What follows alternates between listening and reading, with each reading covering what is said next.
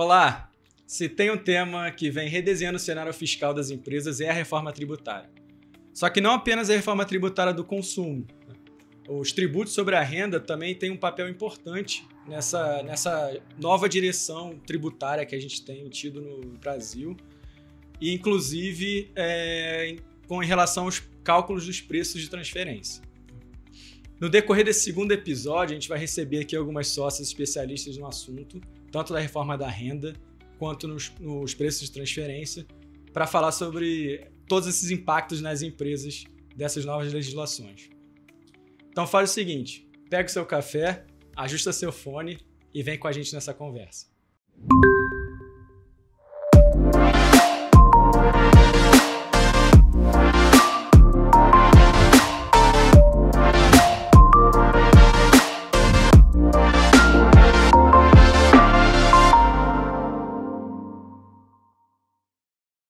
Olá pessoal, eu sou Cristiane Pacheco, sócia de consultoria tributária. Esse é o segundo episódio do MCS Cast e hoje tem duas feras aqui para falar sobre a reforma da renda, preços de transferência e como que eles se conectam com a reforma tributária. Bem-vindas, Verônica Teixeira e Fernanda Rorato. Obrigada, Cristiane e Felipe. Prazer estar aqui com vocês. Bom, eu sou Fernanda Rorato, sócia de consultoria tributária da MCS. Sou advogada, contadora, pós-graduada em Direito Tributário e Societário, com uma vasta experiência na tributação corporativa. Então vai ser um prazer discutir esses temas super relevantes com vocês hoje. Olá, meu nome é Verônica Teixeira, sou sócia de consultoria tributária na MCS Markup, sou formada em Direito, Contabilidade, pós-graduada em Direito Tributário, tenho 25 anos de experiência e vai ser um prazer falar com vocês hoje aqui. Muito bom, pessoal. Bem-vindas. Um prazer nosso receber vocês aqui. E assim, eu sei que o assunto do momento é a reforma tributária do consumo, né? Já tivemos a Lei Complementar 214, né, aprovada. Só que a gente também não pode deixar de destacar que vamos ter alterações também na questão dos tributos sobre a renda, né? E não só vamos ter através dos projetos de lei que estão aí para ser votados nas casas legislativas. Mas o movimento que a gente tem observado é que, na verdade, a reforma da renda já é uma realidade meio que fatiada, se a gente pode dizer assim, né? Ela está vindo em fases, né? Então, a gente teve algumas aprovações com relações a imposto de renda de pessoas físicas, né? Mas, em relação a pessoas jurídicas, a gente já teve um movimento de extinção de alguns benefícios fiscais, né? Como a alteração das regras da subvenção para investimentos. Então, não extinguiu, mas deixou bem desinteressante, né, o aproveitamento da subvenção para investimentos.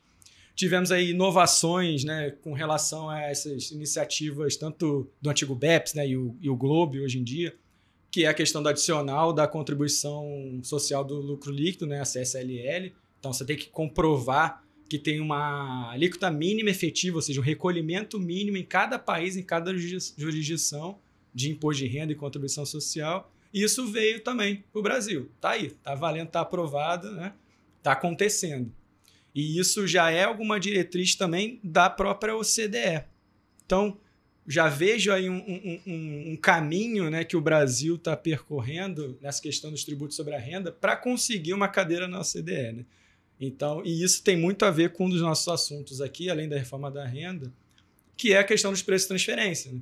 Porque se antes a gente tinha uma legislação que a gente tinha que explicar para os nossos clientes estrangeiros, olha, isso não é igual no mundo, é cálculo produto a produto, tem uns métodos específicos, né, para cálculos tanto de importação quanto de exportação.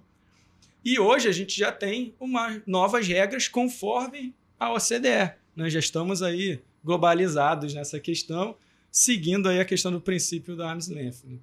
Então, Verônica, assim, sobre essa questão dos preços de transferências, essa questão inicial dessas mudanças, né? Como é que você pode contextualizar para a gente? Não, legal. Acho que é importante todo mundo estar na mesma página em relação a esse tema, né? A gente começa a falar preço de transferência, abrevia para TP, e aí começa essa sopa de letrinhas, às vezes fica complicado de entender. Mas o que são as regras dos preços de transferência? Nada mais são do que regras para tentar determinar que as operações entre empresas de um mesmo grupo econômico ou com partes que a gente chama relacionadas, vinculadas, elas sejam feitas, como você falou, dentro do princípio do arm's length, que nada mais é do que numa condição normal de mercado sem um favorecimento. E qual que é o objetivo disso? Você evitar uma exportação de lucros, né? Ou maximizar um prejuízo numa empresa, por exemplo, no Brasil. O fisco vai querer garantir que a base de cálculo dele no imposto de renda, que é o lucro líquido, se mantenha íntegra e não seja prejudicada por conta desses eventuais ajustes de preços.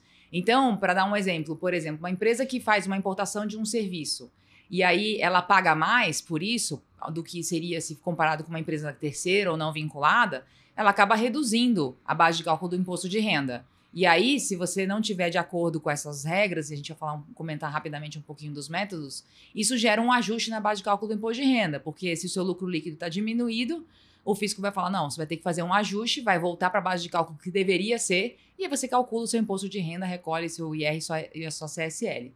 Também no caso, por exemplo, de uma exportação, se você estiver favorecendo a sua vinculada, exportando por um valor menor, deixando de reconhecer uma receita, isso também acaba impactando e o fisco tem ali métodos para você poder fazer esses ajustes.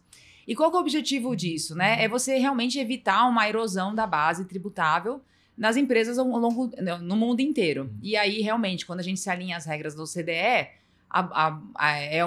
já são uma referência no mundo, muitos países já adotam e o Brasil está indo aí nessa linha. A gente teve aí com a Lei 14.596, em 2023, a mudança, que foi significativa. A gente saiu dos métodos que a gente tinha aqui brasileiros, né, tupiniquins, para ter uma metodologia mais adotada mundialmente. E aí, enfim, a gente começou a ter que avaliar não só produto a produto, o cálculo de uma forma mais ampla, considerando a margem da empresa, a margem líquida, a margem bruta, o lucro líquido, dependendo do segmento. Então, passou a ser uma avaliação muito mais subjetiva, e que exige uma comparação por segmento. Então, muitas vezes a margem que você pratica em determinado setor econômico não é a mesma de um outro, a margem de lucro que cada uma tem, isso depende muito dos custos, né, e da lucratividade das empresas. E aí, essa nova regra de preço de transferência, ela vai exigir que você faça estudos, que a gente chama de estudos de benchmarking, para definir qual que é o intervalo interquartil que você tem de lucro, eventualmente, ou de margem. E aí, se você tiver fora desse intervalo, se ficar demonstrado que numa operação que você tenha com uma empresa que não é do mesmo grupo, a margem seria outra, você está subfaturando, você vai ter que fazer um ajuste da diferença no cálculo do imposto de renda. Então, basicamente, de uma forma simples assim, são esses os impactos aí para as empresas brasileiras que têm empresas vinculadas, situadas no exterior, elas devem observar essas regras dos preços de transferência. Interessante. E Vê, considerando que a gente teve, né, uma mudança recente dos preços de transferência, né, que a gente tinha uma metodologia muito peculiar brasileira quando olhava para o resto do mundo. Combinado com isso, a gente também tem a reforma tributária, né? Como é que os impactos, como que eles se interconectam, né? Como que a reforma tributária impacta nesses novos cálculos do preço de transferência? É uma boa pergunta, Cris, porque o que a gente tem visto uma vez que agora a metodologia ela é baseada em margens, em lucratividade e em estudos que são feitos com comparáveis, a gente tem situações, por exemplo, em que os comparáveis eles não são domésticos. Então, eles são empresas localizadas em outros países, por exemplo. Isso, quando a gente tem a reforma sobre a renda e você pode ter, por exemplo, um impacto relevante nos custos tributários, na redução da margem da empresa, na hora que você for comparar, isso vai ter um impacto. Então, aí você vai ter que fazer um ajuste ou buscar comparáveis efetivamente domésticos para você dizer, olha, um terceiro na mesma situação também está impactado pelos custos da reforma tributária. Então, por exemplo, uma empresa prestadora de serviços que não vai tomar crédito ali sobre a sua folha de pagamento, vai ter uma alíquota majorada de IBS-CBS. Isso vai aumentar o custo dela com tributos, vai reduzir o lucro. Se ela estiver adotando um método de lucratividade, que é um dos métodos previstos pela legislação do preço de transferência, com a mudança da reforma tributária, ela vai acabar tendo que revisitar. Ou ela vai ter que refazer os estudos de benchmarking dela, ou buscar comparáveis ali domésticos para que você não tenha um eventual ajuste. Porque senão você vai acabar tendo que ajustar a base de cálculo do imposto de renda e da CSL. Isso é muito interessante, né? Eu nunca tinha visto essa abordagem, assim, porque quando a gente fala de reforma da renda, o que normalmente a gente ouve falar, não, e vai tributar dividendos, né? Essa questão mais macro, né? E você agora tocou num ponto que, cara, vai analisar a reforma, analisar essa etapa dos preços de transferência, porque isso pode impactar, na verdade, na reforma tributária do consumo. Interessante, bom. E, Fernanda, quando a gente olha, né, a combinação assim, reforma tributária, né, esse ambiente dos tributos sobre a renda, qual o ponto que você destacaria assim, que seria interessante trazer?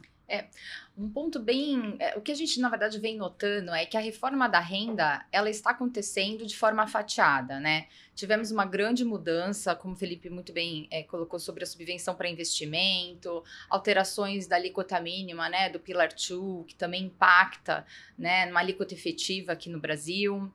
Para grupos multinacionais que faturam um determinado valor. Tivemos também alterações no cálculo do juros sobre capital próprio, né? O patrimônio líquido mudou para fins da aplicação da TJLP.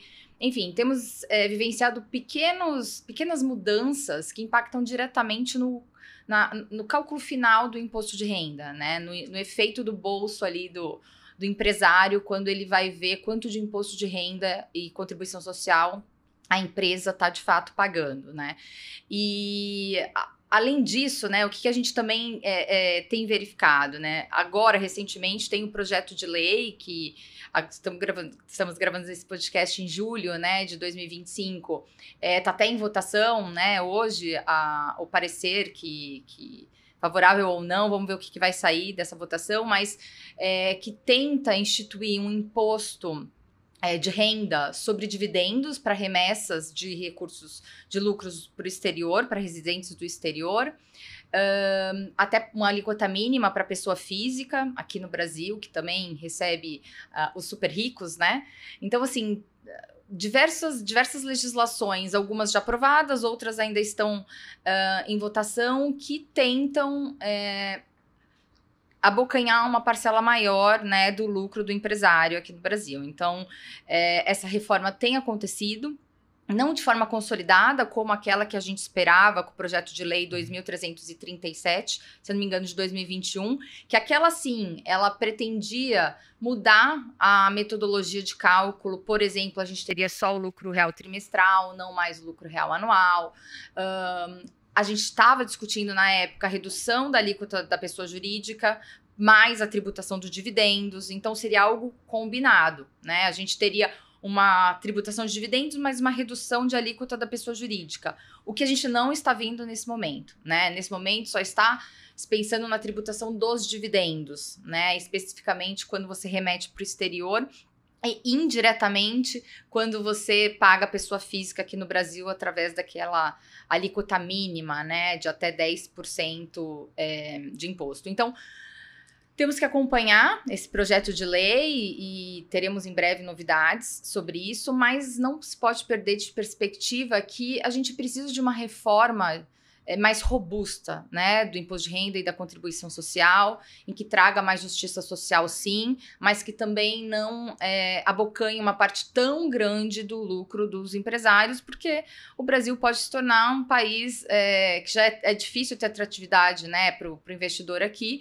E se você pensar numa alíquota de 34%, mais uma alíquota de 15% sobre os dividendos, é uma alíquota muito alta, né, para o Brasil. Então, eu acho que a gente precisa retomar, de fato, a discussão de uma reforma da renda de forma mais estruturante, né? E se a gente parar para pensar, né, quem está sentado na cadeira de tax dentro de uma empresa, né, acompanhar uma reforma do consumo, mudanças de regras de preços de transferência, essas ondas, né, da mudança da reforma da renda também, é muita coisa para acompanhar no dia a dia. Um desafio, né? Um desafio. Até para nós, como consultores, que temos que estar sempre atualizados, é muita mudança, né, ao mesmo tempo, e em diversos segmentos. Então, eu falo que não tem monotonia na nossa área, né, o que é muito bom também.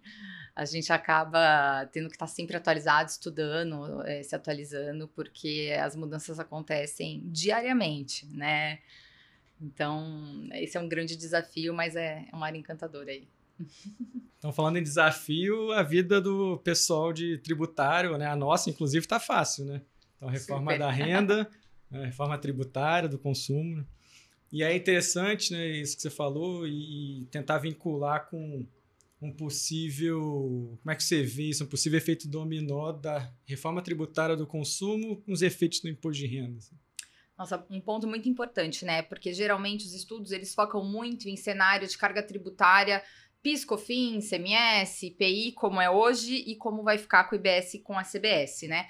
Mas a gente não pode esquecer que essa mudança também vai impactar o lucro líquido das empresas, né? E como, né? Eu posso ter um efeito, empresas, por exemplo, que não têm muito incentivo fiscal, uma indústria, e a gente aqui até identificou um segmento que vai ter uma redução de carga tributária com a reforma, isso vai impactar diretamente no lucro líquido dela. Então, ela vai ter um aumento, talvez, de lucratividade, isso vai impactar no cálculo do IR da CS. Mas uma outra discussão muito interessante, né, e que provavelmente o Bracon vai se manifestar, as CFCs aí, é com relação ao reconhecimento da receita, né? Porque hoje a gente tem o ICMS, o PIS e COFINS, eles acabam que eles estão dentro do preço, né? Então, quando a empresa reconhece a receita, é um valor bruto.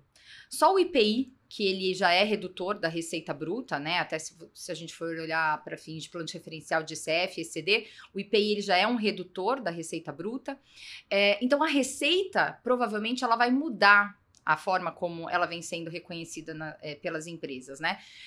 Não é que a gente vai falar de uma receita líquida, mas é uma receita que não vai ser composta por esses tributos que hoje são redutores dessa receita, né? Então, a linha de receita bruta vai ser potencialmente alterada. E com isso a gente tem impactos em tributações do presumido, do simples, né? Então, a gente tem que tomar um cuidado também, quando fizer essa análise, né, de comparativos, não esquecer do impacto do imposto de renda, né? Da mesma forma, a gente tem créditos sobre custos e despesas que hoje as empresas não podem apropriar. Por exemplo, serviços de consultoria, como regra geral, né?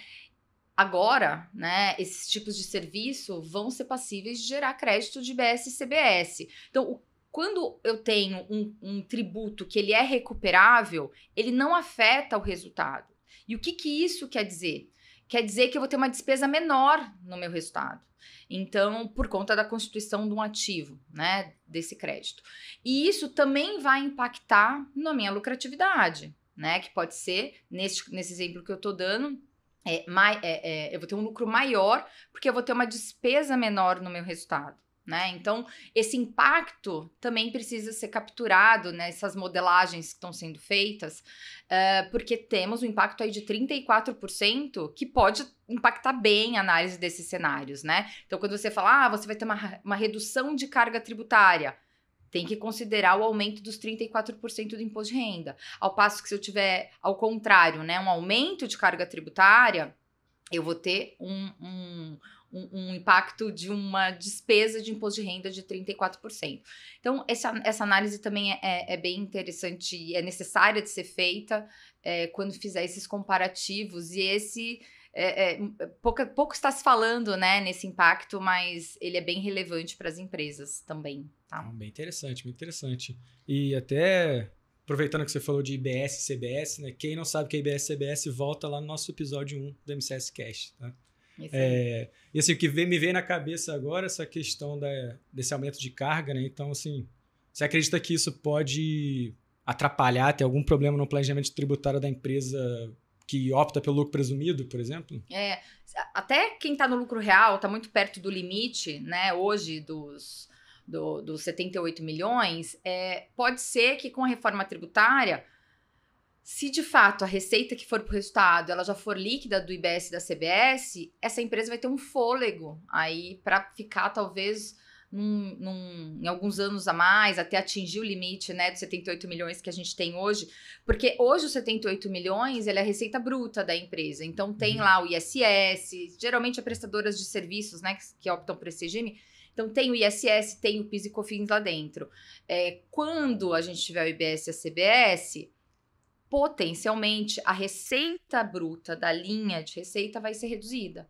Né? Se ninguém repassar esse aumento tributário, enfim, tem toda uma modelagem para ser feita. Mas sim, é possível que essas empresas que hoje não estão dentro do limite possam entrar, né? E isso também para o Simples Nacional, né? Que também tem um limitador com relação à receita bruta. Então, são dois aspectos que a reforma do consumo também pode impactar e tem que estar aí na agenda das empresas para fazer essa análise mais completa, né? E é interessante porque quando a gente fala de um diagnóstico, né, de reforma tributária, como você comentou, a gente tem colocado muito foco olhando o impacto de carga tributária dos indiretos. E que pode ser que o resultado, de fato, né, num diagnóstico, seja o aumento de uma carga tributária. Só que se a gente olhar ele combinado com potencial, um diagnóstico, levando em consideração os itens de IRCS, os elementos, né, os impactos de IRCS, pode ser que o resultado consolidado talvez não seja o pior de todos se a gente olhar o cenário só isolado, né? Sim, perfeitamente. E tem um ponto, quando a gente olha para a Lei Complementar 214, né, uma das novidades que ela trouxe comparado com o que a gente tem hoje do pacote dos indiretos é o fornecimento não oneroso, né, que ele passa a ser tributado, exceto as previsões expressas que estão lá na Lei Complementar, né? E isso me vem à cabeça a estrutura de compartilhamento de custos, seja olhando para dentro de casa, né, dentro do mercado, empresas do grupo econômico locais, seja com empresas no exterior, né? Faz sentido, tem algum impacto quando a gente olha sob uma perspectiva de renda, né, essa tributação do IBS e CBS sobre esse fornecimento não oneroso? Nossa, excelente ponto, Cris. Excelente ponto mesmo, porque compartilhamento de custos aqui no Brasil sempre foi um problema, né? Sempre foi um tema espinhoso em que, principalmente cost-sharing internacional, mas sem tirar de perspectiva o cost-sharing local, né? Quando grupos econômicos dentro do Brasil também fazem compartilhamentos, geralmente de custos de back-office, administrativo, RH, enfim. Custos comuns, né, para maximizar aí a eficiência operacional das empresas, né? E isso é um tema bem interessante, porque hoje a nossa discussão local é a tributação desse reembolso para PIS, COFINS e ISS, sob a perspectiva se isso é ou não uma prestação de serviço. E a Receita Federal já editou algumas soluções de consulta, não pode ter margem, precisa ter um contrato, enfim. Então, sobre esse aspecto, a gente tem, de fato, um impacto, sim, né? E aí você trouxe a questão do fornecimento não oneroso. Também não é incomum alguns grupos multinacionais, locais, ou até aí locais quando a gente fala em cost-sharing internacional, mas local também, ter esse compartilhamento de custos e não cobrar por eles, né? Então, uma empresa centraliza toda, por exemplo, a contabilidade, os profissionais estão numa empresa e presta esse serviço, né? Essa atividade para as demais empresas do grupo e não cobram por isso por conta desse cenário de tributação duvidosa que a gente tem no Brasil, se é ou não serviço, né? Tá sempre aos olhos aí da Receita Federal. Com a reforma do consumo, né? Antes, esse problema era só de imposto de renda também, né? Quando eu não cobro, eu não tenho a tributação, a discussão quanto à tributação, mas eu tenho uma possível parcela desse custo indedutível na empresa que acaba utilizando os seus profissionais para prestarem essa atividade para as demais empresas do grupo. Então, a gente tinha um problema dentro da empresa prestadora ali, digamos assim, né? Sobre o aspecto do imposto de renda, de uma indedutibilidade de parte deste custo, porque isso não é uma despesa necessária para aquela atividade, né? Já que ela beneficia a outra. E aí, a gente estava nesse cenário dos fornecimentos não onerosos. Essas operações hoje, pelo IBS, né, pela nova norma aí do IBS pela CBS, elas vão ter que ter uma forma de remuneração, porque é até difícil a gente ficar pensando o que é uma operação não onerosa, né? Eu acho que essa atividade de compartilhamento de custos não cobrada da outra empresa pode ser incluída pode ser incluído nesse rol, tá? Mas a gente tem também os serviços, né, onerosos, as atividades onerosas em que uma empresa cobra o custo da outra empresa, né? E aí a gente não poderia ter margem e tudo mais. E isso continua com a reforma. Só que agora a gente muda de cenário. Porque se eu tenho um fornecimento, e aí eu acho que um grande aspecto que a gente vai enfrentar e potencialmente isso vai para um contencioso essa atividade de compartilhamento de custos, ela se insere num contexto de fornecimento, né? Tá dentro de uma operação de consumo? Porque primeiro a gente tem que entender se isso está dentro do fato gerador ou não. Um mero reembolso, isso não é uma operação de consumo, eu não estou consumindo. Então eu acho que isso vai ser um tema de contencioso, mas ultrapassando isso, eu acho que talvez a discussão vai ficar muito em fluxo de caixa. E por que eu digo isso? Porque, diferentemente do que a gente tem hoje, que ninguém quer tributar PIS, COFINS e ISS num reembolso de custo, porque eu não posso apropriar crédito, com a reforma tributária, o IBS e a CBS, nessas operações, se tributadas, vai gerar crédito para a empresa pagadora. Então, eu não sei se vai valer a pena muito, né, se discutir isso. Talvez em valores muito relevantes, talvez valha a pena, porque a gente vai ter um fluxo de caixa, né? Eu vou ter que pagar um IBS CBS para depois tomar o crédito, né? Mas ela meio que vai ficar um pouquinho mais amenizada, né? Do que é hoje. Então, talvez para que esses grupos, né, não tenham mais problema com o imposto de renda, ou seja, cobrem, façam compartilhamento, tenham um contrato, talvez de fato valha a pena formalizar essas estruturas que não são onerosas hoje, que algumas não são onerosas, não tem essa cobrança e você fica com esse risco de indedutibilidade e aí formaliza a operação, porque eu vou gerar crédito. E as operações que já são remuneradas hoje, e geralmente se cobra só o custo, vai potencialmente passar a ter a incidência do IBS e da CBS. Só que a empresa pagadora aí dessa atividade, desse serviço, vai poder apropriar um crédito de IBS e CBS. Então, no fundo, eu acho que a reforma tributária vai impactar muito, né? Tem uma ligação direta aí com os contratos de compartilhamento, mas eu acho que vai dar uma tranquilizada e eu acho que a gente vai ter um cenário um pouco mais favorável do que o que a gente tem hoje, que é uma insegurança jurídica, né? Umas põe margem, não põe margem, aí atrai o ISS, PIS e COFINS, a empresa não quer porque não tem crédito. Então, de fato, esse cenário vai ser alterado. E aí é o momento também das empresas olharem para isso quando fizerem aí seus planejamentos para o futuro. Como que tá, né?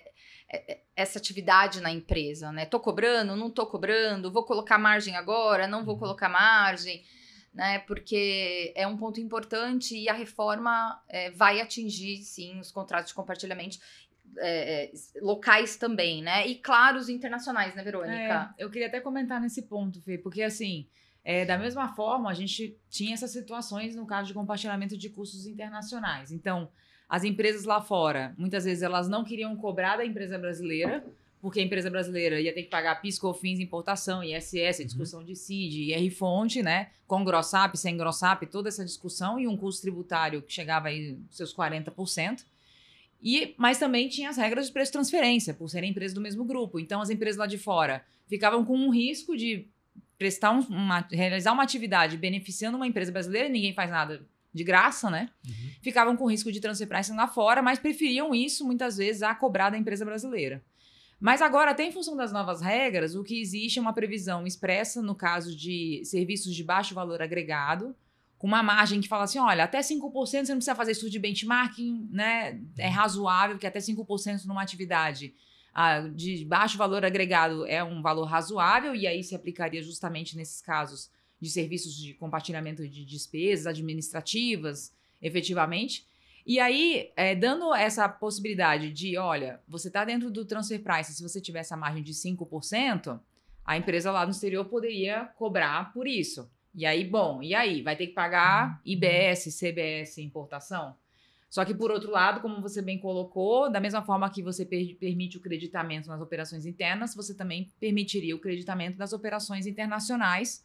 E aí, enfim, não vamos entrar, não precisamos mais ficar discutindo isso. Tem a questão da CID, que ainda está para discussão, e o IR-fonte, mas enfim, pelo menos em relação a IBS, CBS, permitiria aí o crédito e netar esse efeito, né? Não, é tão interessante, Verônica, eu atendo um cliente que tem essa estrutura de cost sharing internacional e a gente tinha um grande problema lá, porque essa empresa não cobrava a margem do Brasil, tá? Porque teria toda essa incidência tributária aqui na importação, né, desse serviço, se tivesse a margem. Então, o grupo optou por não aplicar nenhuma margem no reembolso de despesas para o Brasil, mas muito porque o PIS, COFINS, o ISS, né, que incidiriam nessa operação, eles não seriam recuperáveis, né? Então, é um custo muito alto, né, nesse cenário de cost sharing internacional.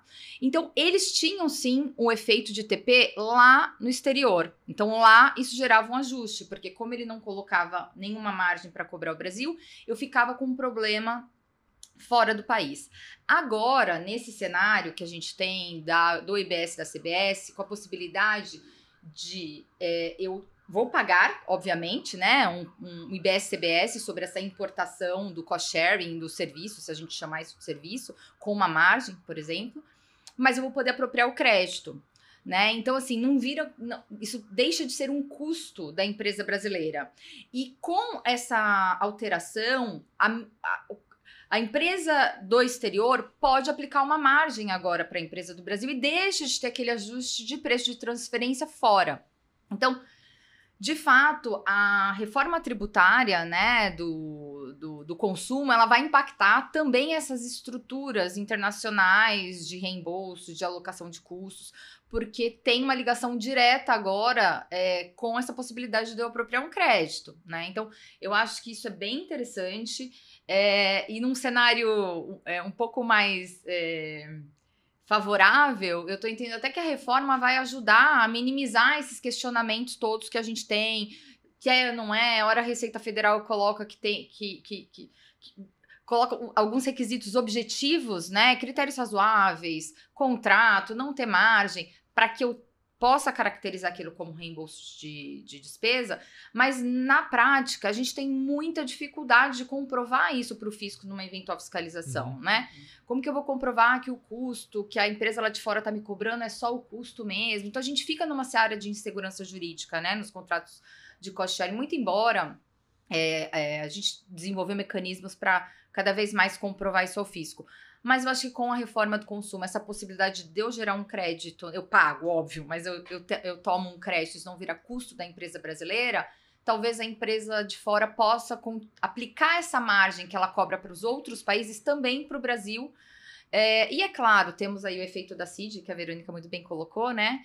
Que a gente vai ter, né? E aí temos o julgamento no STF aí para discutir sobre serviços técnicos, que pode ajudar também nessa discussão do futuro. Mas o fato é que a reforma do consumo está intimamente ligado com o imposto de renda, com esses aspectos que a gente está falando aqui, né? Vai mudar bastante coisa. Não, com certeza. Nossa, achei muito bom assim, essa sua abordagem sobre o compartilhamento de custos, a inserção aqui que a Vi falou sobre os contratos internacionais. Sensacional, assim, acho que é um tema para um episódio próprio, assim, porque muita gente tem muitas dúvidas sobre essa questão, né, e sobre como vai ficar, né? Então, bem interessante, assim. Agora, falando aqui na parte prática, né, como é que a gente ajuda, né, os clientes, né? Então, falando em preço de transferência, eu sei que a gente tem aqui uma equipe especializada em cálculos de preço de transferência, não só os cálculos, mas o transfer pricing como um todo, né? Exato. O que a gente tem feito aqui em relação a esse trabalho para os nossos clientes? Acho que desde o momento, tem uma operação internacional, identificar se a empresa está sujeita a cálculo de preço de transferência, quais operações estão sujeitas, os valores envolvidos, porque isso impacta diretamente na complexidade da documentação que precisa entregar depois para o fisco, local file, global file, a gente apoia os clientes na elaboração desses arquivos, né? Então, o cálculo efetivamente, preparação de documentação, preenchimento da ECF, e estudos de benchmarking e efetivamente avaliar, a gente está concluindo agora, muitas vezes, né, com os estudos que a gente tem feito, que a margem praticada podia ser outra, porque até em função dos métodos que se adotavam antigamente, você tinha que ter uma margem de 40% no Brasil, muitas vezes, para atender às regras. E aí as empresas não precisam ter, às vezes, toda essa margem. Então, muitos valores de contratos estão sendo revistos em função desses estudos. É um trabalho bem interessante que a gente tem feito ajudando os clientes. Bom, está afetando a própria operação da empresa, Sem né? dúvida. Ajudando a operação da empresa. Né? Muito Perfeito. Bom. E quanto à reforma da renda? Reforma da renda, temos que estar aí constantemente atualizados, acompanhando, né? Qualquer alteração que tenhamos aí no cálculo do imposto de renda, ele está sujeito ao princípio da anualidade, então ele vale para o ano calendário subsequente. Mas temos que acompanhar aí de perto esse PL que está agora em votação, né, que traz a tributação dos dividendos. Temos que olhar muito para esse outro projeto que está lá na Câmara, né, no Congresso Nacional, para saber se ele vai ou não ser retomado após a reforma do consumo, porque de fato o protagonismo nesse momento está com a reforma do consumo, mas a gente não pode esquecer que tem esse projeto de lei que está lá, que pode ser a qualquer momento retomado, né? E revisar os seus processos internos, né? Como está sendo calculada a base de cálculo, se todos esses ajustes, né, estão sendo capturados, e olhando para o futuro, né, numa modelagem de reforma tributária, não esquecer do impacto do imposto de renda e da contribuição social, né? E é isso, temos feito bastante revisões fiscais, revisão de obrigações acessórias, revisão de planejamentos tributários como um todo, como eu disse, o contrato de compartilhamento de custos, a gente está tendo uma demanda bem alta aí para fazer uma análise em conjunto com o TP, né? Porque agora a gente tem que olhar para as regras de TP e se eu colocar uma margem, eu atraio toda essa tributação. Enfim, tem bastante trabalho de consultoria sendo desenvolvido nesses temas aí, puxados pela reforma tanto do consumo quanto por essa fatiada aí da renda. Muito bom, gente. Eu agradeço demais assim, os insights que vocês trouxeram. Eu sou suspeito, porque eu gosto demais dos temas, né? Reforma da renda e a parte do preço de transferência, sou aficionado. Né? Então, muito obrigado pela participação de vocês. Queria agradecer também a participação de vocês. É sempre bom ouvir vocês falando, é sempre uma aula. Eu não sou tão aficionada assim por renda. Minha praia é outra, digamos assim. Mas vocês trouxeram pontos aqui muito valiosos que eu acho que deixa muito claro aí como é que a reforma do consumo, né, a reforma da renda e as novas regras do preço de transferência, como é que elas se interconectam no final, né? E que a análise ela tem que ser globalizada. Imagina, eu que agradeço. Foi um prazer estar aqui com vocês. Já ansiosa para um próximo. Muito bom. Que bom. Eu gosto demais. Né? Eu falo que sempre muito clara falando, é bom ouvir. Na nossa área sempre tem motivos para um podcast, né, gente? Porque não falta papo, né? Isso. É verdade. Obrigada pela oportunidade, um prazer falar com vocês e estou à disposição para dúvidas, comentários aí, a gente vai acompanhar. Muito bom, gente. Então, pessoal, a gente está terminando aqui o nosso segundo episódio do MCS Cast. Se vocês tiverem algum comentário, algum outro tema que a gente não tenha trazido aqui, algum outro insight sobre o compartilhamento de custos, por exemplo, já que o tema é polêmico, coloque aí nos comentários pra gente, ok? E siga o @MCS Markup nas nossas redes sociais. Esse e os outros episódios vão estar disponíveis no Spotify e no YouTube. Até a próxima, pessoal!